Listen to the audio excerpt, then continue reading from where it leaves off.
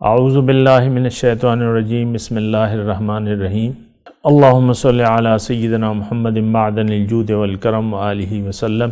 سامعین و ناظرین اکرام، السلام علیکم ورحمۃ اللہ وبرکاتہ۔ آج کا موضوع ہمارا یہ ہے کہ شرک کیا ہے۔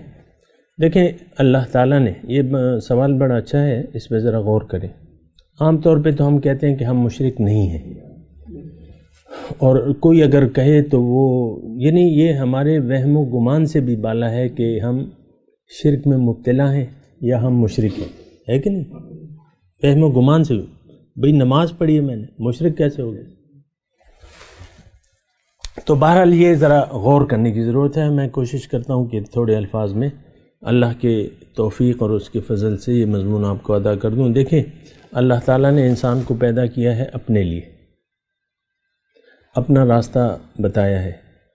اب اللہ کا راستہ جو ہے وہ نفسانی خواہشات کے خلاف ہے۔ جو ہمارا نفس ہے، نفس ہمارا، وہ ہمیں چلنے نہیں دیتا۔ وہ کہتا ہے بس مجھے دیکھو، میری خواہشات پوری کرو، بس جائز ہو یا ناجائز، بس زندگی میری مرضی سے گزارو۔ نفس کی مرضی سے زندگی گزارنا شرک ہے، یہ بات نوٹ کر لیں۔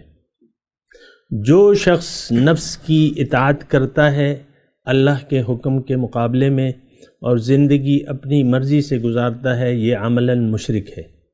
اور یہ بات جو ہے قرآن میں لکھی ہوئی ہے کہ ارأیت من اتخذ الہہ ہواہ، کیا دیکھا ہے تم نے اس شخص کو جس نے اپنا معبود خدا اپنی خواہشات کو بنا لیا ہے؟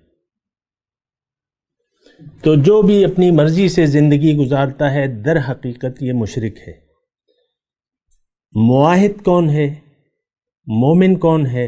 جس کا سر اللہ کے حکم کے سامنے جھک گیا اور یہ اپنی مرضی سے نہیں بلکہ اللہ کی مرضی سے زندگی گزارے، یہ مومن ہے۔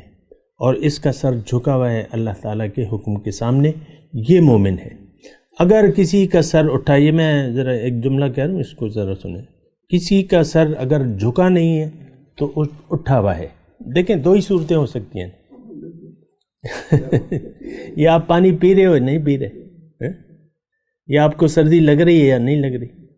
اگر کسی کا کوئی اپنی مرضی، سر کی میں بات کروں، اگر اس کا سر جھکا نہیں ہے تو اس کا مطلب ہے اس کا سر اٹھا ہوا ہے۔ عام سی بات ہے، اس میں تو کوئی ایسی بات نہیں ہے، سمجھنے کی کوئی بات ہی نہیں ہے۔ کسی کا سر جھکا ہوا نہیں ہے اللہ کے حکم کے سامنے تو اس کا مطلب یہ ہے کہ یہ اپنی مرضی زندگی گزار رہا ہے، اس کا سر اٹھا ہوا ہے۔ یہ اللہ کا تابع نہیں ہے، یہ خواہشات کا تابع ہے، یہ شرک ہے۔ زندگی کو مرضی سے گزارنا یہ شرک ہے، اور مشرک کی بخشش ہو نہیں سکتی۔ اللہ معافی نہیں کرتا۔ ہاں، اگر آپ کا سر اللہ کے سامنے جھک گیا اور یعنی آپ نے ارادہ کر لیا، وَمَنْ أَرَادَ الْآخِرَةَ وَسَعَى لَهَا سَعْيَهَا، یعنی آپ نے ارادہ کر لیا کہ ہاں میں نے تو اللہ کے لیے زندگی گزارنی ہے، اس کے لیے آپ نے کوشش بھی شروع کر دی۔ اب بیچ میں کسی جگہ آپ کو ٹھوکر لگ گئی، وقتی جذبات سے آپ مغلوب ہو گئے، آپ سے گناہ ہو گیا، صغیرہ ہو گیا، گناہ کبیرہ ہو گیا، تو اب اس کی بخشش کا طریقہ بھی ہے۔ کبیرہ گناہوں کی آپ توبہ ہے، اس کی اصلاح ہے، تو صغیرہ گناہ تو اللہ تعالیٰ ویسے ہی بخش دیتا ہے۔ صغیرہ گناہ مومن کے اللہ تعالیٰ، وضو کرو گناہ جھڑ جاتے ہیں، اور نماز پڑھو گناہوں سے پاک ہو جاتا ہے، حج کرو گناہوں سے پاک ہو جاتا ہے، روزہ رکھو تم اللہ کے قریب ہو جاتے ہو۔ یہ صغیرہ گناہ تو ویسے بھی معاف ہو جاتے ہیں، لیکن یہ ایسی بات نہیں ہے۔ اصل جو چیز ہے وہ شرک ہے۔ شرک کیا ہے کہ آپ یہ فیصلہ کر لیں کہ میں نے زندگی اللہ کی مرضی سے نہیں گزارنی، اپنی مرضی سے گزارنی ہے، یہ مشرکانہ روش ہے، تو یہ شرک ہے۔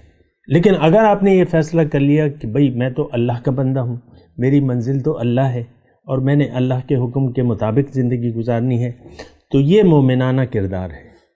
اب اگر آپ سے کوئی گناہ ہوتا ہے، غلطی ہوتی ہے، تو اللہ غفور الرحیم ان لوگوں کے لیے ہے۔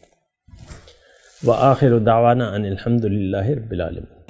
مولاي صل وسلم دائما أبدا على حبيبك خير الخلق كلهم